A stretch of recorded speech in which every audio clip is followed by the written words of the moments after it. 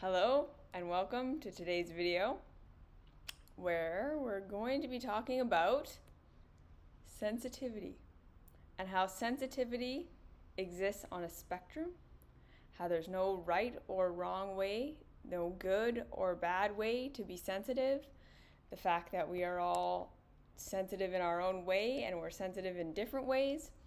And today I just want to explore different ways that we can embrace the level of sensitivity that we have, that we can make it okay that we are the level of sensitive we are, whether we're super, super, super sensitive and we've been shamed about that our whole lives, or told that it's a superpower, or told that it makes us an alien or something, or we're very, very not sensitive and we're kind of more on the numb side of things, and how we can not make it wrong wherever we land on the spectrum of sensitivity, and then how we can navigate our specific levels of sensitivity in a way that helps us feel supported by our sensitivity instead of controlled by our sensitivity. Because I know that a lot of the time, especially when we are very, very sensitive, it can feel like sensitivity is a burden, and it can feel like it's something that we wish we didn't have and that we wish we weren't. Because again, it can be really, really hard to live in this very harsh, kind of very shut down world as a super sensitive person who is not harsh and is not shut down. So I want to talk about all of that today. Before we get started, just letting you know that today's episode is sponsored by my mystery school, because I don't take sponsorships from anyone else. If you want to support this work, if you appreciate what we're doing, what I am doing here, I would always love to have you in the school. It's a 5-year self-study curriculum all about learning how to connect to your own wisdom. Like, basically, that is the way to sum it up. It's how to get rid of blame, shame, and guilt that's keeping you from understanding your true nature, what you need, what is kind of like true in reality. Because the more you understand about yourself, the more you tend to understand about how things in general work. We literally cover everything from emotional regulation, emotional mastery, learning to process your past and your history. There's meditations, there's all of that stuff, all the way through to looking at society and looking at greater culture and systems and how we fit into these systems and how they affect us, and how our life experience is not 100% within our control, but it's not totally out of our control, and how we can balance these things. So that's what the school is all about. It's practical tools, it's written work, it's videos, there's a private group, we meet once a month. I hope that it provides a lot of value, and like I say, it helps support the free content that I can make for people who can't afford to do anything like else but consume free content. So that is that. Thank you for listening. Thank you for being here. And now let's talk about sensitivity. Okay. So sensitivity, just like every other part of human psychology, human nature, we know that it is partially nature and it's partially nurture. So we can definitely say that, humans are not born as a blank slate. We know that it's not that we are all born the same and we all have the same predisposition and we're all just nothing until we start experiencing things. Most parents will say, right, I had my babies, and from the moment they were born, they were really, really sensitive, or they were really, really picky, or they were really, you can just tell they have these little personalities. And so it is clear that sort of whatever level of sensitivity you have in your adult life is probably, at least in part, your fundamental nature. You're not going to get rid of it. So if you're someone who's very, very sensitive, if you're someone who's not sensitive at all, it's likely that that was a part of your nature from the very beginning. And then what you experience growing up is obviously going to play a role in either countering the sensitivity level that you naturally have or enhancing the sensitivity that you naturally have. So we know from research, we know from scientific studies, from really good scientific peer-reviewed research, that the more adverse situations a human experiences, especially in their development, the more sensitive they are going to become. Right? Generally speaking, the more adversity a human experiences, the more sensitive they are going to likely become to threat in their environment. So, again, there are different ways of being sensitive, right? So when someone says, I'm super sensitive, I always want to know, okay, what do you mean by that? Right? Do you mean that you're the kind of person who's very energetically sensitive, in that like you read the vibes in the room really easily, and if there's some animosity or some tension going on, even if people aren't saying it, you can pick up on it? And then being very curious about how that then affects you. Like, are you the kind of person that can be in a tense situation and notice that it's tense and be like, yeah, okay, it's tense, it's fine, whatever, and kind of ignore it? Or are you the kind of person that's like, did I do something? Is this about me? Are they tense because of me? Do they not like me? Are you the kind of person that notices the tension and then you immediately want to help and you want to fix it and you want to know why and you want to do all that stuff? That kind of sensitivity? Are you the kind of person who's sensitive to too much noise and too much stimulation, and maybe that could be a part of a neurodiversity, or just, you know, a natural way that you are, that noises or sounds or certain textures, or, you know, like things touching your skin, like body sensitive, sensorily sensitive? Are you that kind of sensitive? Are you emotionally sensitive? Are you the kind of person that can read and pick up on everyone's feelings and that kind of thing? Like, you are the kind of person that if someone is sad, even though they're smiling, you can tell. Or if they're angry, even though they're crying, you can tell. That it's like, okay, your emotions and your way of being don't match.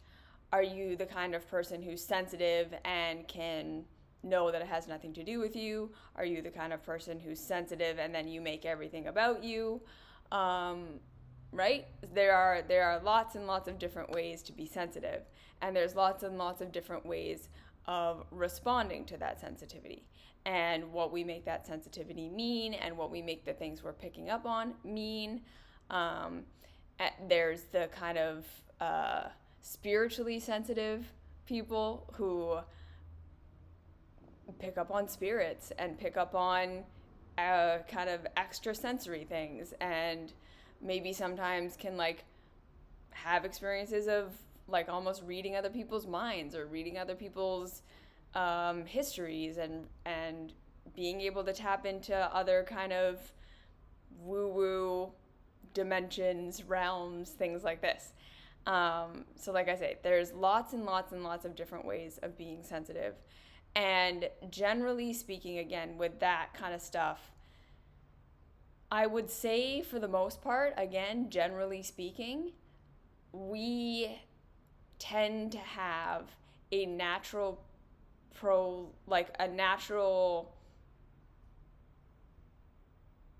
way that is how we are.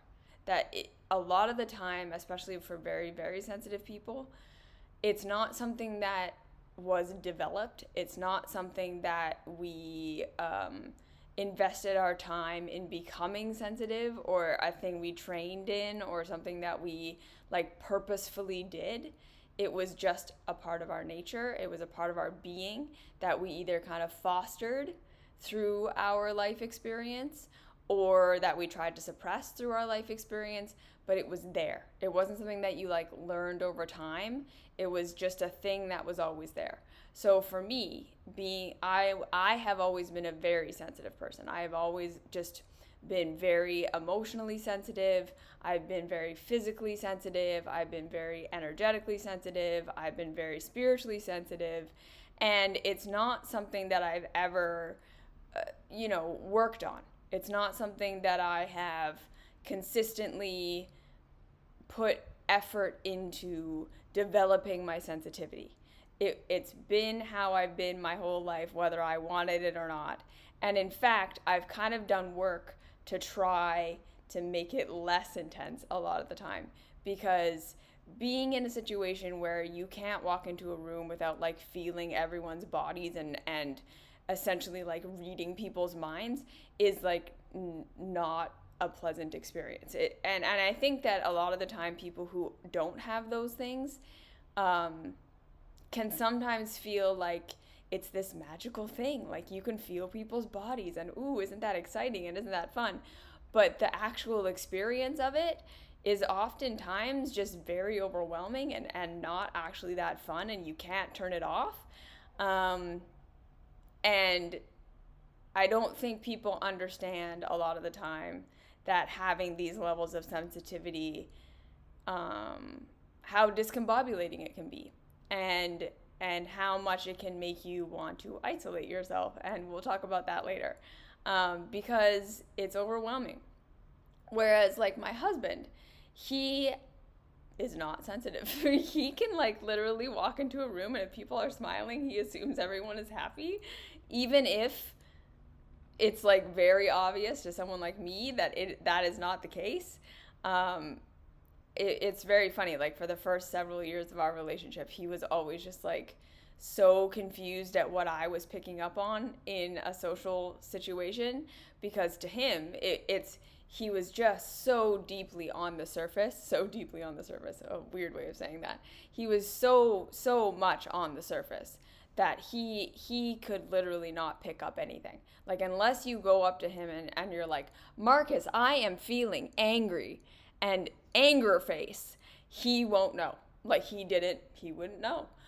He's gotten a little better since then, as in he's gotten a little bit more able to read things a little bit more over the years. But especially when we first got together, it was like he was just like a dead wall. Like it was like, if it wasn't made obvious, if you didn't look him in the face and say to him, this is what I am feeling and this is what is happening, he didn't know. He wasn't picking up on it. And so kind of back to that idea that the more adverse experience we go through, the more we tend to become sensitive. This definitely tracks with his experience and with my experience, even with our different nature, which I do believe is just a part of it. Like I just think that that's naturally how he is versus naturally how I am. I had a lot more adverse experience than he did. I had a lot more feeling unsafe and unprotected by my caregivers, and chronic illness from the very beginning of my life that wasn't diagnosed and wasn't understood. So chronic pain, chronic bullying, just not ever being safe in my environment. Knowing now, like through research, that we know will turn up a person's degree of sensitivity. You will start to become someone who's looking for threat, who's sensitive to threat, who's sensitive to the changes in the room, who's reading everyone's facial expressions, who's reading everyone's emotions, because you had to. That was how you kept yourself safe. That is how you tried to protect yourself from threat. The more threat there was, the more you would have developed the necessity of reading the room and understanding things and predicting things and seeing patterns and feeling things to protect yourself, right? Versus my husband, who grew up, his parents just took care of him. His caregivers were a safe place for him. He was beloved by everybody. He was safe at school. He was able-bodied. He had an experience where to him, life was a safe place. He was gonna be okay. He could trust the adults in his life. He could trust that he was gonna be okay. He could trust that he was gonna be understood and that his needs were gonna be met. So he just didn't have the need to develop a sensitivity and to read the room and to read into what people were saying versus what they were feeling and all of that stuff, because for the most part he lived a life where if it was safe. If someone said they were happy, they probably were. He didn't experience a lot of adverse situations. Yeah, so even just based on the kind of like N1 study of the two of us, it is very true that the more adversity we face as human beings, the more sensitive we are going to become, regardless of our natural nature. And the more safety we experience, the less we are going to be tuned in and reading between the lines and reading into other people and making their behavior about us and trying to predict what everyone is thinking and feeling, because we didn't need to. We didn't need to in order to be safe. Yes, so if you're the type of person who's incredibly energetically sensitive and you pick up on everything in the room and you notice yourself reading between the lines, like just because someone says something, you're like, okay, but what do they really mean by that? And what are they really saying? And what is really going on? And you're that kind of person. It could be, not always, but it could be that you experienced a lot of inconsistency in what people said and what people did, in how people felt and what people were saying, and that had an impact on you while you were growing up. Or, in your early adulthood, that made you unsafe. Yes? So that can increase our sensitivity levels. Does that make sense? So we know that there's the nature part of it. We know that there's the nurture part of it. And all of this is going to come together to be how we experience life now as adults. That's all going to be playing a role in why and how we are the level of sensitive that we are. And then again, like I say, right? Like with spiritual gifts and the gifts of reading the room and the gifts of being able to understand what people's emotions really are, even if it's different from what they're saying. Like I remember growing up and oftentimes being more aware of how people were feeling and what was going on with them than even they were at the time. Like a lot of people telling me, I'm fine, everything's fine, I feel great, everything in my life is great. And me sitting there being like, but it really isn't. Like, you're not okay, and I can tell that you're not okay. And I wouldn't say that a lot of the time. I would just be like, okay. And I would just be like really confused. And then it would come out later that they were like, yeah, no, I was really like super depressed and I just didn't even know it. I was experiencing like really extreme anxiety and I just didn't even know what that was. And that's been, again, like my experience of things. And so that is kind of where I want to start talking about this exploration of the spectrum, okay? That I first want to speak to the very sensitive people because I feel like I have more experience with that simply because that's how I am as well. And understanding what it is like to be a very, very sensitive person on this planet, surrounded by most people who are not sensitive, who are not turned on, who are more on the numb side of things. And I first just really want to validate you that there's nothing wrong with you, okay? You're not broken, you're not weak, your sensitivity is not a weakness, it's not something wrong with you, it's nature, it's nurture, it's part of who you are, it is where you're at. And the first things first is that I just really want to say, if you have been conditioned that you need to have shame about this, or that there's something wrong with you, or that you're a vibe killer, or that you're too sensitive and you need to learn to toughen up and all of these things, all I want to say to you is that is not true. You are not broken. There is nothing wrong with you. And I'm sorry that people have told you that the way that you are is not okay. And again, especially if it is due to the fact that you went through a lot of not being safe in your life. And this is another thing that, especially with the one-on-one work I do with people, there can be a lot of people who have experienced a lot of adverse, really shitty things in their life that they don't realize was adverse and shitty because it was their normal.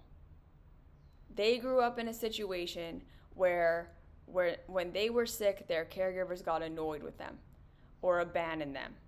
And they didn't understand, or they still maybe don't understand, that is incredibly traumatizing when you're a child, that is incredibly hard, that is an adverse experience where you are in pain and you are in need, and the person or people around you that you depend on for your safety and your security and to make the pain go away reject you when you're in that state of pain, or withdraw from you when you're in that state of pain, or show a level of annoyance or irritation with you. That is so destabilizing.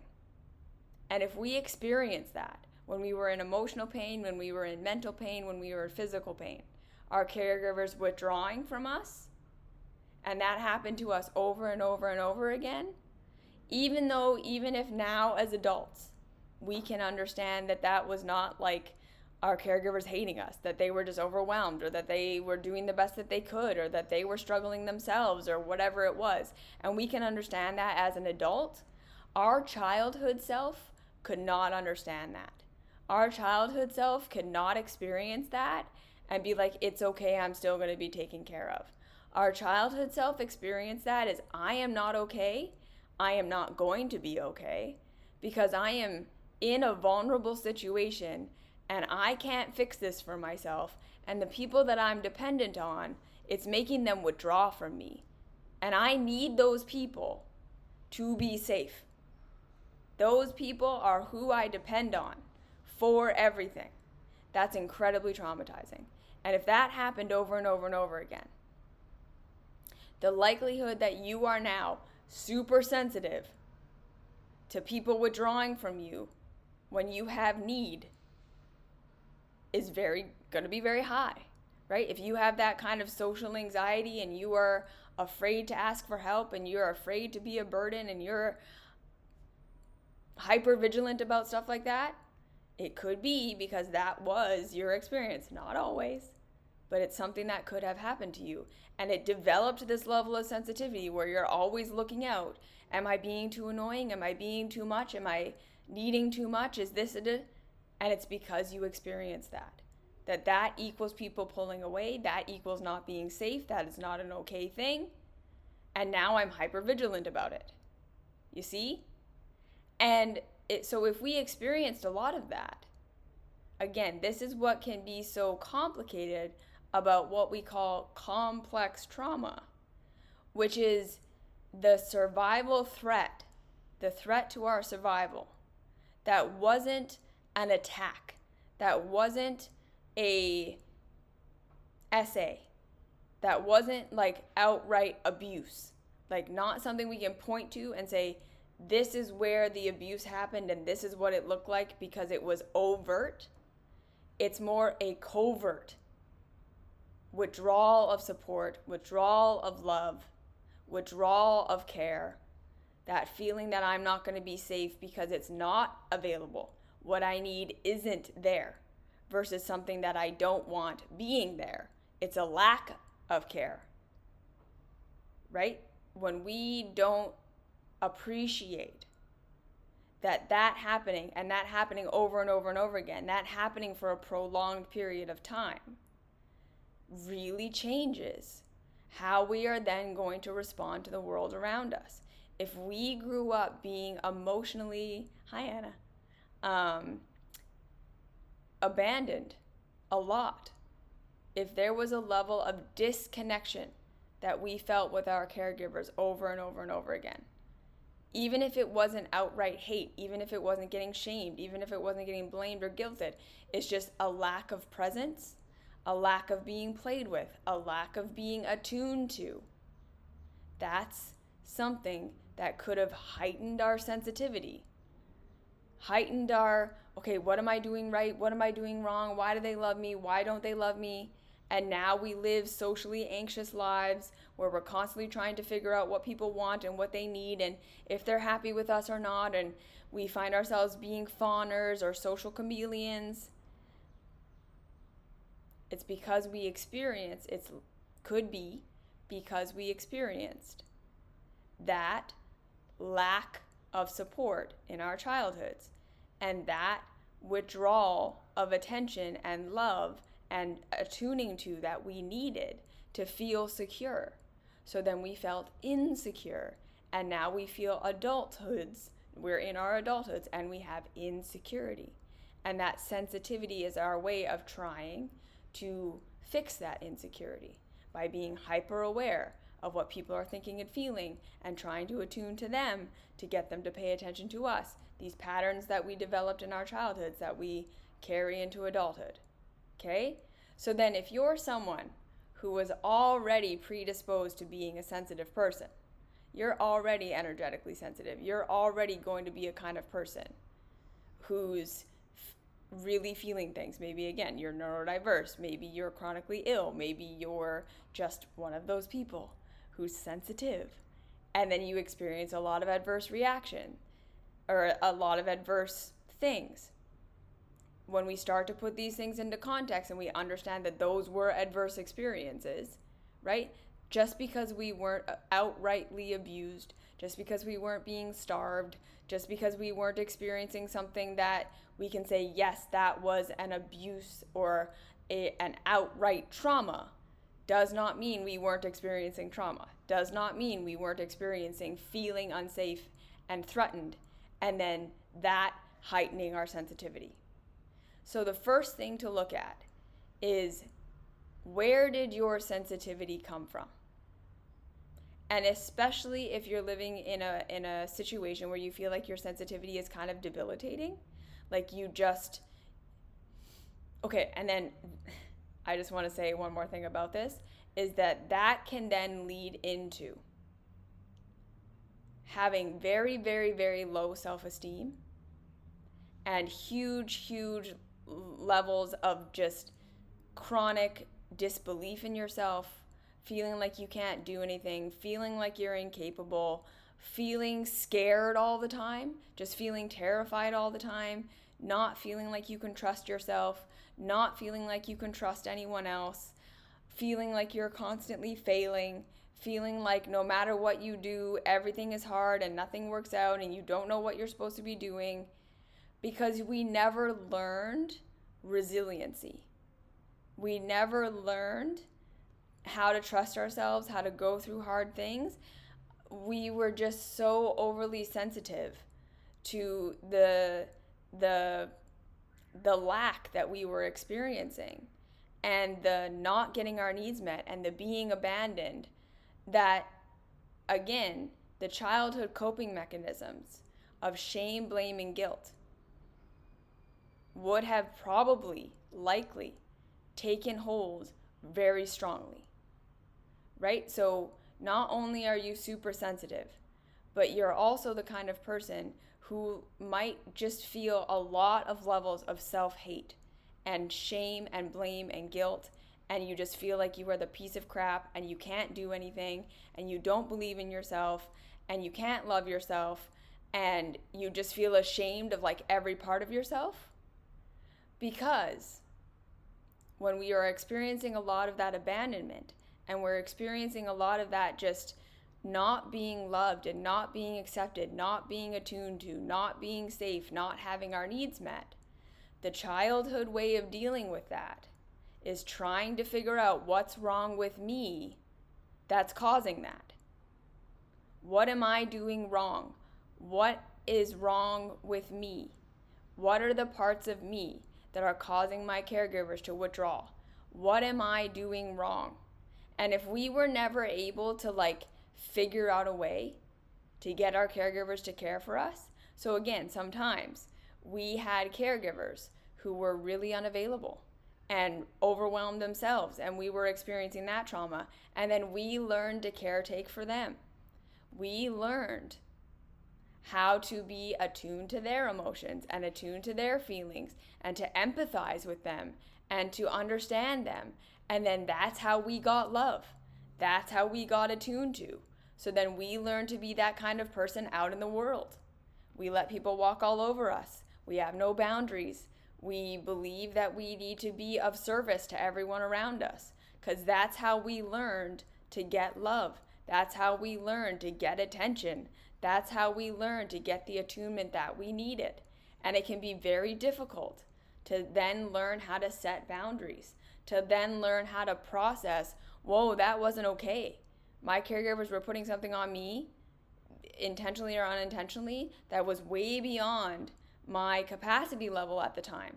And that was, again, a trauma. Having to care for your caregivers, having to attune to your caregivers' feelings and adjust yourself to them before you were in your adulthood, before you were in your teens, where that would have been an appropriate thing to start to develop. If you had to do that in your childhood, yes, that's not great.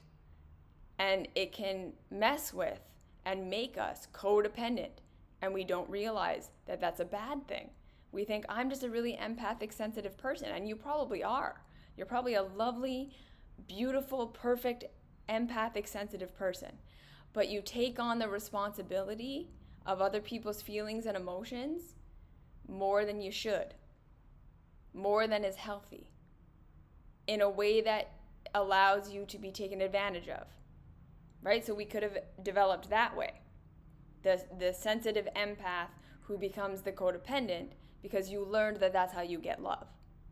Versus if we were constantly trying to figure out why our caregivers are withdrawing from us and why we're not getting that love and care and support and attention that we needed, and there was just nothing we could do, that they stayed unavailable, no matter if we were achieving things, no matter if we were attuning to them, no matter what we were doing, we would have just learned that there's nothing good about me, that there's no good part of me, there's nothing I can do, I can't fix myself enough to be loved by these people. And then we grow up just having shame about pretty much everything about ourselves. And learning how to love ourselves after that is really, really difficult. It's pretty devastating. And then that's when we can live in a situation where it feels like our sensitivity is debilitating. Like we're just constantly afraid of what everyone is thinking and feeling about us.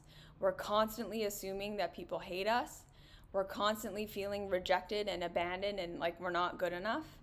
And we're doing that to ourselves over and over and over again because we learned, again, that there was nothing good about us because there was no way for us to get our caregivers to care about us.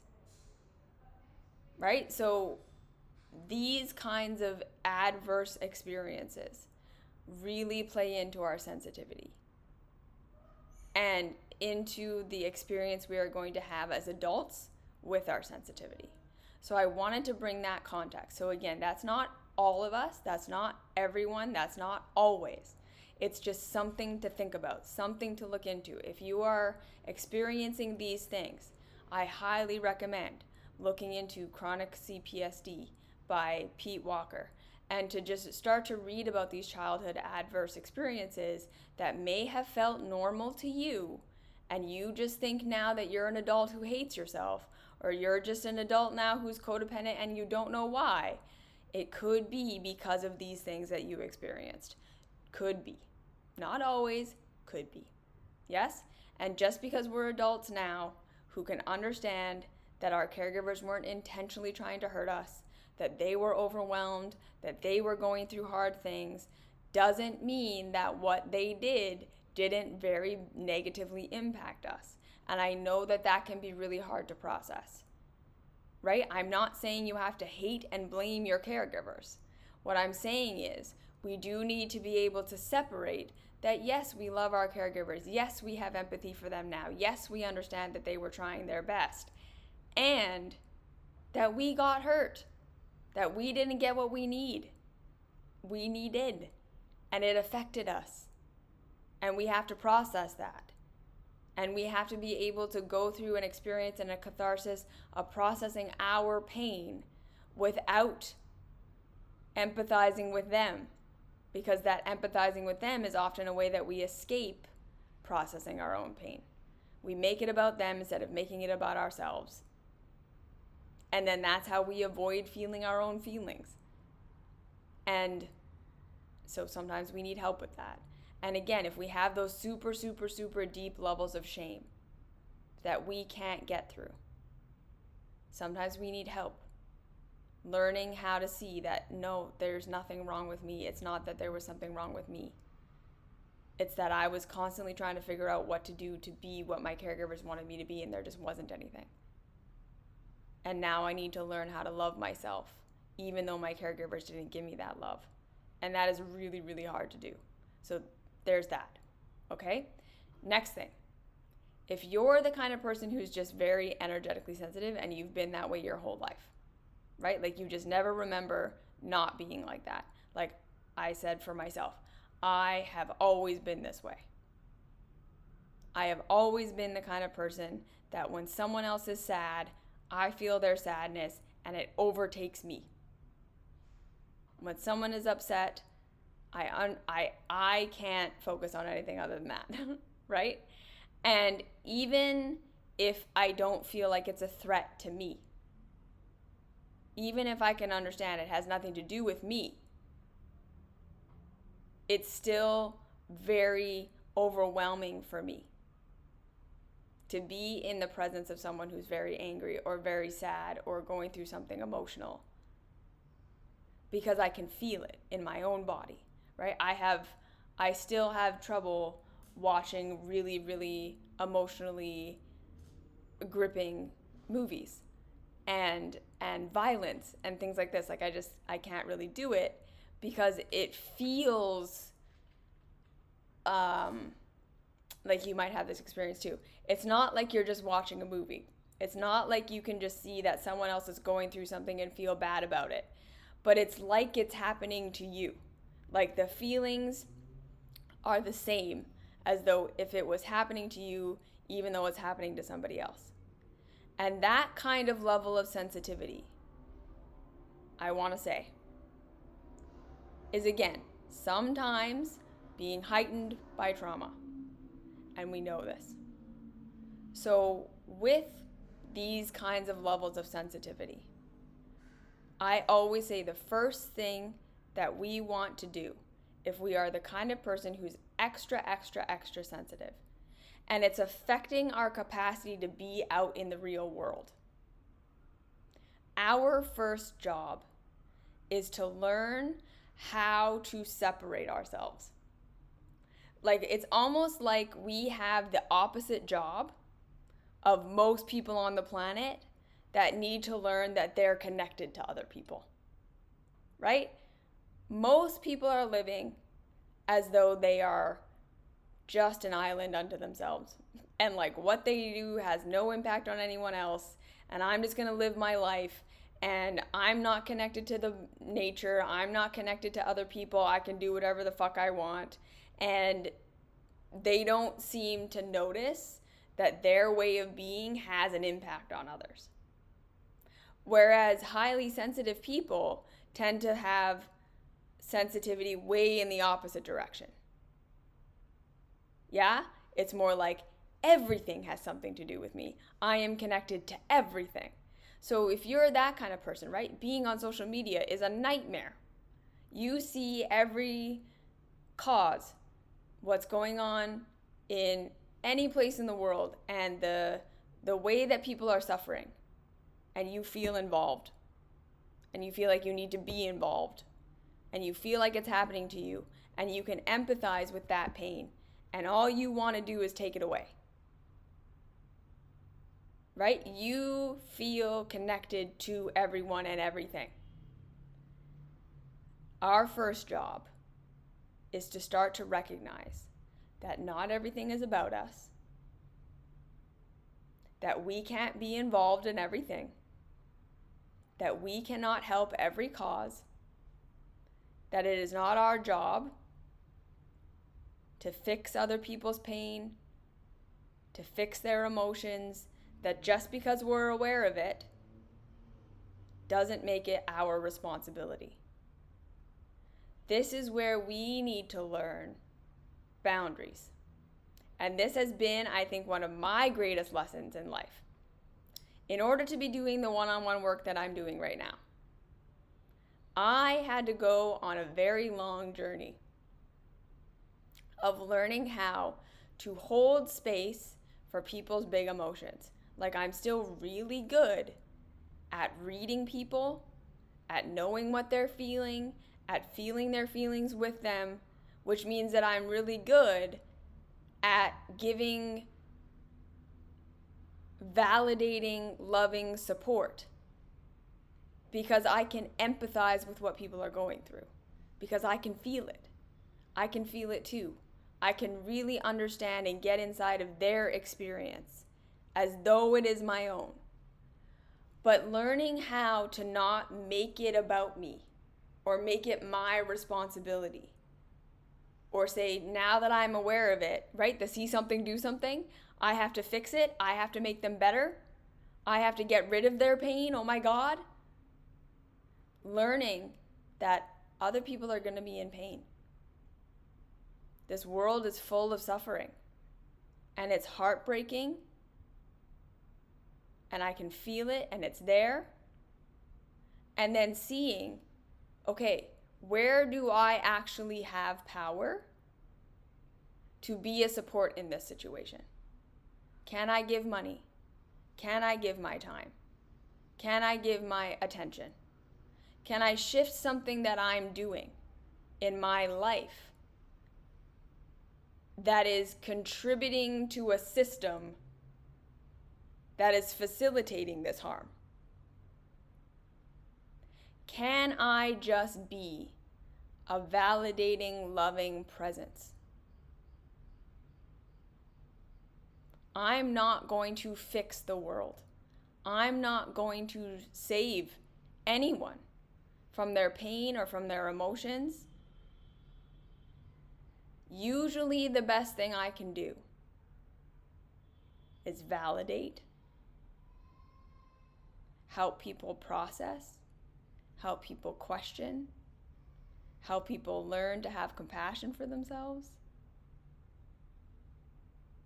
But I do that without taking it on as my job, my responsibility, right? I had to learn how to separate my identity as a rescuer, someone who feels it and fixes it. Because again, this was a role that I was given in my childhood by Christianity and by my parents. It's like, well, if you're feeling it, fix it. You're getting it, you're seeing it, well, then it's your job to fix it. You make it better. You tell me what to do. That was a big part of my experience. And learning that it was like, whoa, no, that's not my responsibility.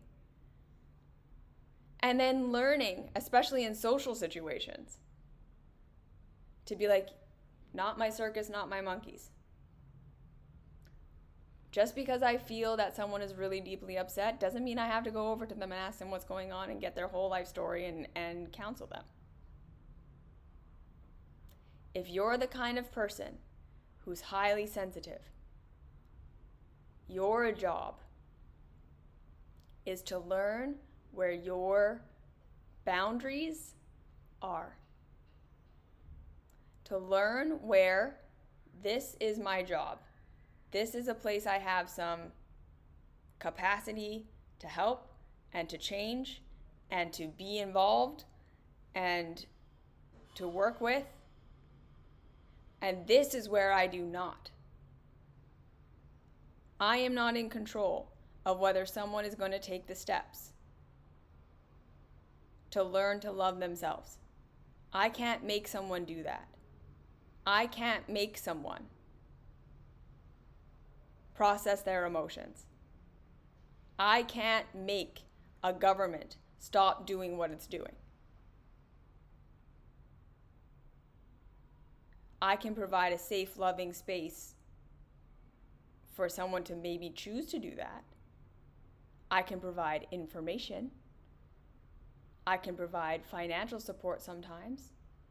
I can again figure out where I am contributing to systems. But I cannot make anyone or anything else different. I don't have control. And the biggest thing, learning how to humble yourself and not make things about you. That was another big one for me personally. Learning that people are sometimes having their own life and they're upset and they're where they are and it has nothing to do with me. It's not about me, not my job, not my responsibility. They are having their thing and it has nothing to do with anything to do with me. And that can be a big freedom because again, when we are very, very sensitive, we tend to over-assume that things are about us when they aren't. That things are our job when they aren't. That things are because of us when they aren't. That someone's suffering is because of me. And there's a lot of the time where we have to say, no, that other people are adults who are making their own choices, who have their own experience, who have their own histories, and it's not about me. So where can I be a support? And where can I learn boundaries? Where can I learn nervous system regulation? Like actually learning how to center myself so that when I'm entering into a situation, a social situation, I can check in.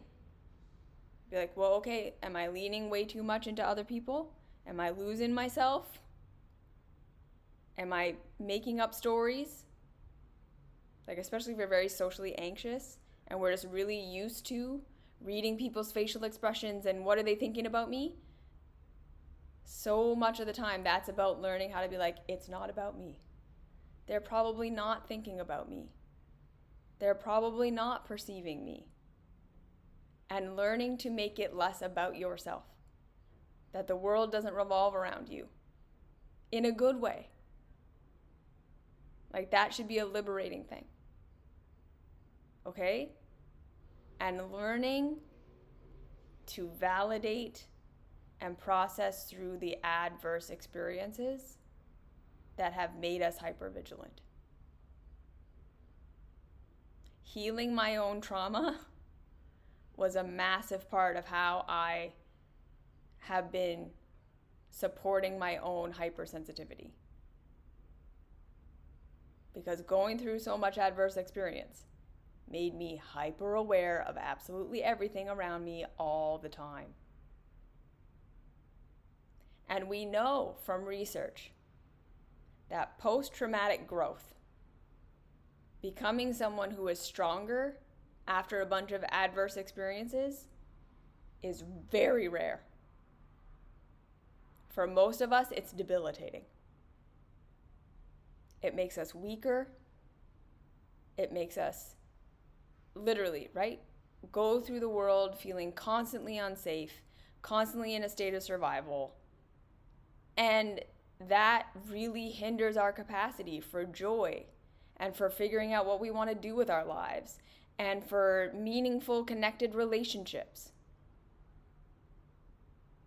So learning these tools of self-love, getting therapy, reading books, learning to balance your nervous system, these tools that we do over and over and over again, right? Like, I've been working on this for the last 20 years, and it took a long time to work through and process the sadness and the anger and the fear and all the shit that I went through. But it's worth it because now I am more able to stay in my own energy and to see where my boundaries exist because I'm not so traumatized. I still am very sensitive. I still can pick up on all of it. It didn't go away. But there's less urgency behind it. There's less feeling like I'm responsible for it. And there's much more capacity for me to withdraw when I need to withdraw. And last thing I'll say about it is it often makes us a little bit introverted, or maybe a lot introverted. That we can't handle just like being in loud places and being in overstimulating environments. And sometimes I think we just need to accept that that's the reality and to make that okay. We're just not going to go to a rave probably because it's too much and it's okay. We don't have to watch big, fight movies. We don't have to we don't have to try to become people that we're just never going to become. It's okay. It's okay to have your sensitivities and the things you just can't handle and to just make that okay. It's okay to be upset about that and to wish that you could sometimes. Okay? Learning to really deeply love yourself, to make the level of sensitivity that you have okay, to start to remove the shame and guilt and blame about it, and to see where it's like, okay, this is just, part of who I am, and how do I need to arrange my life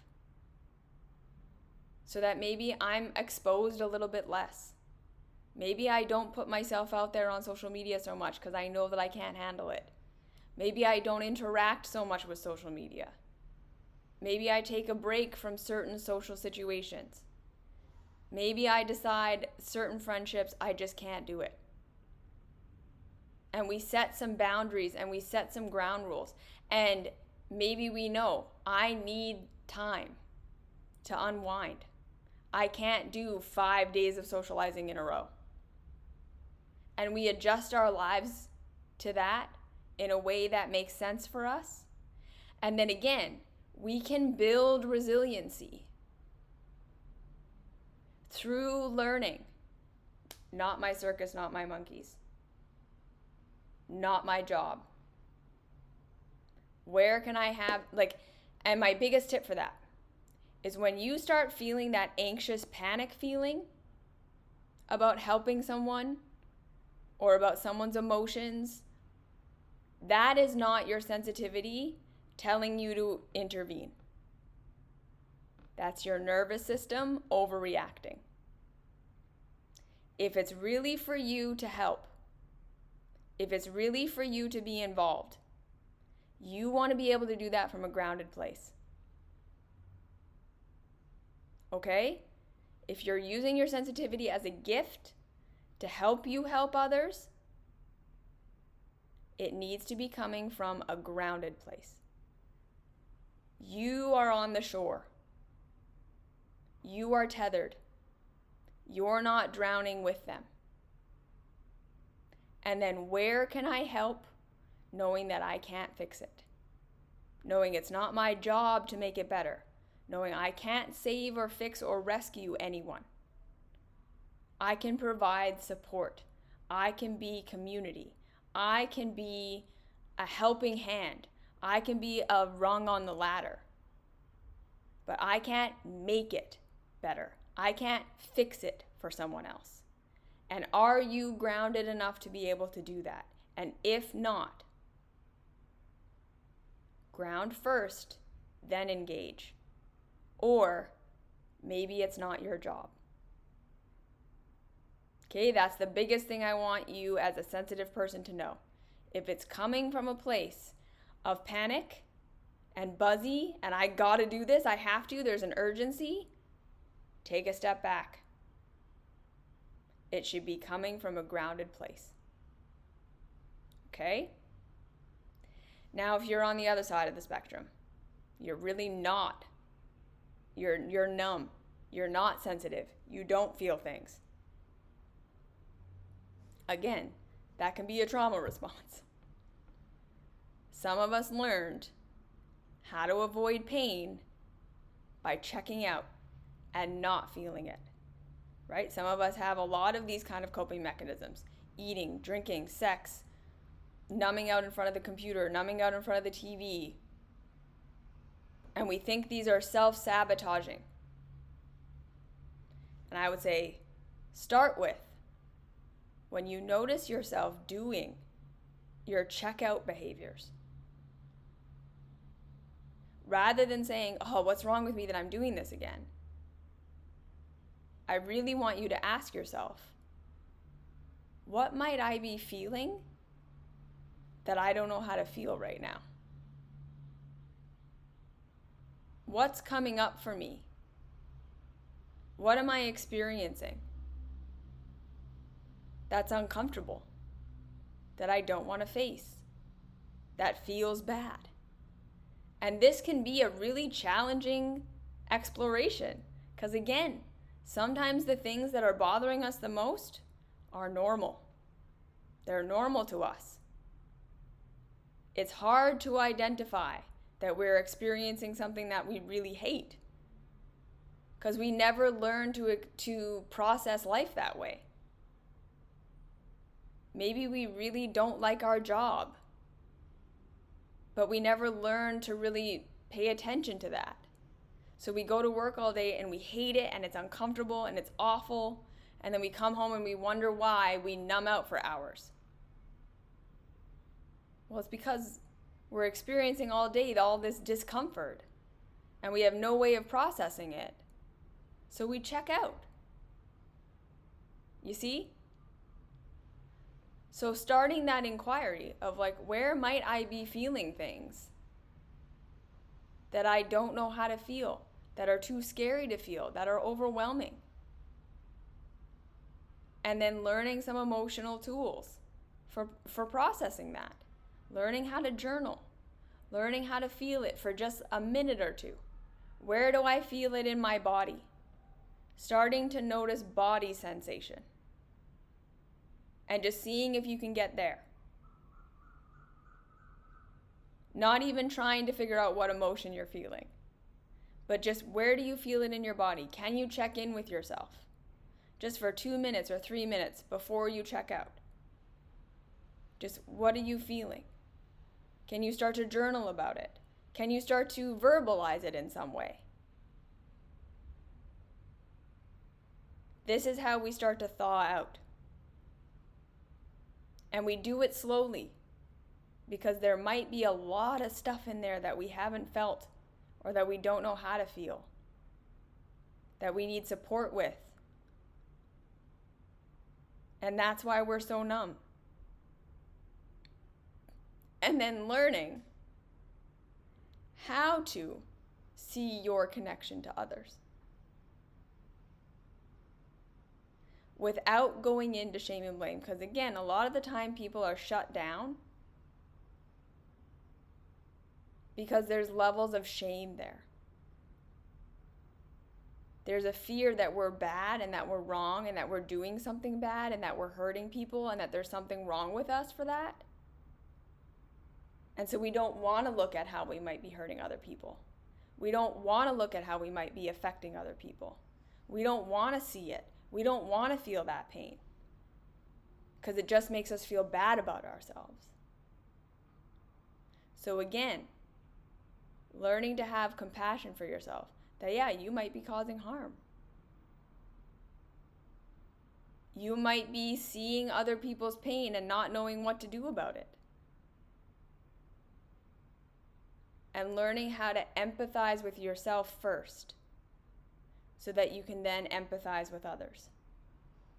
Learning how to process your own shame by being able to see that even if you're causing harm, even if you're hurting other people, even if other people are hurting around you, that doesn't necessarily mean it's your job to fix it or you have to do something about it.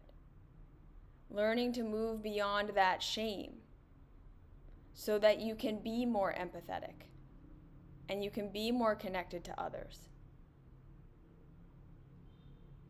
That's another big key. Where can you learn that it's okay to learn and grow, to make mistakes, and to change without making that mean that you were awful and terrible and bad before? It's a maturation process a lot of the time to start to see your connection to others. We have to grow up. That I'm not the only one here. This isn't just about me. My choices and my life do have an impact on the world around me. And I might be causing harm right now, or that might be very overwhelming. So how can I learn to support myself, to be gentle on myself, and to slowly move towards being the kind of person who can be more empathetic without it causing shame? So that's a little intro into the sensitivity thing. If this is an interesting topic to you, and you have more things that you want to explore with this, please leave them in the comments and we can do another follow-up video on this, because I think this is, again, a really important topic. But yeah, hopefully that provided some foundation and some background and some things for you to, a jumping off point, for you to start to look into other things and other ways of supporting yourself. Yeah? Okay. So that's my little spiel on sensitivity for today. Thank you again for listening. Thank you for joining the mystery school. Thank you for subscribing. Thank you for doing all that stuff. It really supports me in being able to do this kind of stuff. I love your questions. I love your comments. I love your suggestions. Because again, I want to do this for you so that this is helpful for you. So all of your feedback is appreciated. All of your involvement is appreciated. Thank you so much. There's nothing wrong with you. Shame, blame, and guilt are always lies. What are you really feeling? What do you need? Let's work from there. And I will see you next week. Okay? All right. Talk to you soon. Bye.